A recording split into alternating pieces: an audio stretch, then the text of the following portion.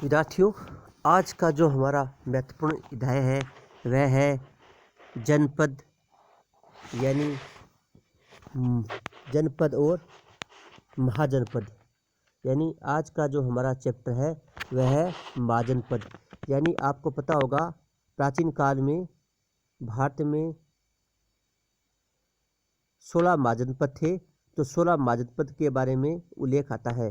तो महाजनपद को प्रारंभ करने से पहले हम जनपद पढ़ेंगे। जनपद का अर्थ क्या है?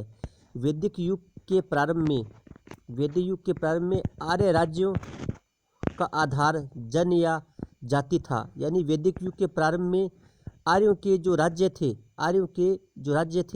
राज्यों का आधार जन या जाति था।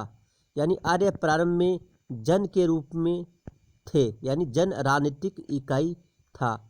ये जन परिवारों के समूह हुआ करते थे। यानी ये जन परिवारों के एक समूह हुआ करते थे। अपनी आवश्यकताओं की पूर्ति के लिए एक स्थान से दूसरे स्थान पर घूमते रहते थे, घुमंतु या घुमड़के के रूप में। यानी प्रारंभ में जन एक परिवार के लोग होते थे जो अपनी आवश्यकताओं की पूर्ति के लिए एक स्थान पर घूमा करते थे। लेकिन उत्तर वैदिक काल में हम देखते हैं कि जो जन थे, ऋग्वेद काल में जन एक स्थान से दूसरे स्थान पर अपनी आवश्यकताओं के अनुसार कबीला या घुमक्कड़ जीवन व्यतीत करते थे। लेकिन उत्तर वैदिक काल में बहुत राजनीतिक क्षेत्र में प्राचीन भारतीय इतिहास में एक मेजर चेंज आता है, महत्वपूर्ण आता है परिवर्तन, जिसको हम कह सकते हैं कि उत्तर वैदिक काल में जन स्थायी रूप से बसने लगे। यानी उत्तर वैदिक काल में जो जन थे, जो घुमक्कड़ थे, एक स्थान से दूसरे स्थान पर घूमते थे, वो स्थायी बसने लगे और क्षेत्रगत राज्य स्थापित हो गए। यानी एक स्थान पर राज्यों के रूप में जन स्थापित हो गए।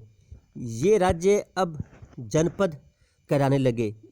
ये राज्य बाद में जनपद कहलाने लगे क्योंकि छोटे छोटे जनों ने आसपास के क्षेत्र पर अधिकार कर लिया और ये आकार में विस्तृत हो गए, बड़े हो गए। तो जन क्या कहलाए? उत्तर वैदिक काल में जो जन थे वह क्या कहलाए? जनपद, क्योंकि वो बड़े बड़े हो गए, स्थायी हो गए, उन्होंने आसपास के क्षेत्र पर अपना अधिकार कर लिया। फिर भी इनमें साम्राज्यवाद की भावना पनपी। जो जन थे उनमें साम्राज्यवाद की भावना पनपने लगी और उन्होंने पड़ोसी जो जनपद थे उनमें साम्राज्यवाद की भावना पनपी और वो पड़ोसी जनपदों से युद्ध करने लगे। इस प्रकार जनपद बड़े हो गए और क्या कराने लगे? महाजनपद। इस प्रकार हम देखते हैं कि वैदिक काल में प्रारंभ में आर्यजनों के रूप में बटे हुए थे और जो कबीलों के रूप में एक स्थान से दूसरे स्थान पर घूमते थे। कालांतर में उत्तर वैदिक काल में जन से जनपद बन गए, जो एक स्थायी राज्य के रूप में वो निवास करने लगे।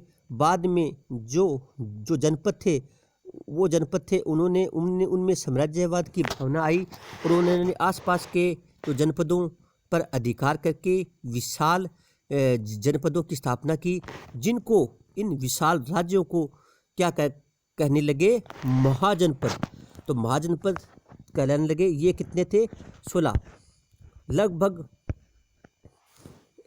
सहस्र ईस्वी पूर्व में 500 ईस्वी पूर्व तक के युग को भारतीय इतिहास में जनपद या महाजनपद युग कहते हैं। क्या कहते हैं? महाजनपद कहते हैं। ये कोटेशन है वासुदेव शरण अग्रवाल की। किसकी है? वासुदेव शरण अग्रवाल की।